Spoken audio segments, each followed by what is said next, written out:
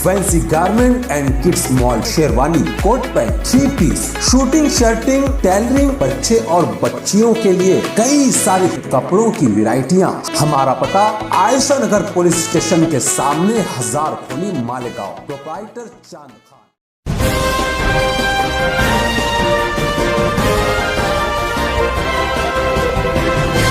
मानव समाचार, मानवता के हक में। चंद घंटों की बारिश ने ही मालेगांव शहर का नक्शा बदल दिया। पूरा मालेगांव शहर के एक आबी टापू में बदलता नजर आया। कई जगह घरों में पानी घुसा तो लोग घुटनों पानी में चलते नजर आए। बहुत सारी गाड़ियां बंद हो गई, लोग गाड़ियां ढकेलते हुए भी नजर आए।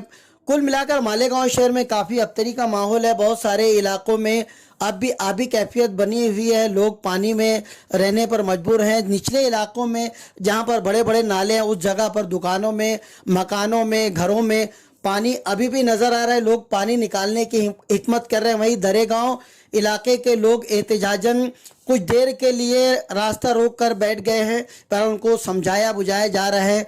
कारपोरेशन इंतजामिया मानसून ख़त्म होने के बाद भी तैयारी मुकम्मल नहीं कर पाई और ये उसी का नतीजा है कि मालेगांव के काफ़ी इलाके पूरे 4 महीना गुजर जाने के बाद भी पूरे 4 महीना पानी में डूबे रहे। कई इलाकों में मुसलसल इस तरह के हालात दिखे कि लोगों के घरों में पानी रहा, मगर इंतज़ामिया की कहीं भी कोई आंख नहीं खुली और पिछली गलतियों से इंतज़ामिया ने कोई भी सबक नहीं लिया। अब देखते हैं आने वाले चंद यौम भी बारिश के इम्कानात है।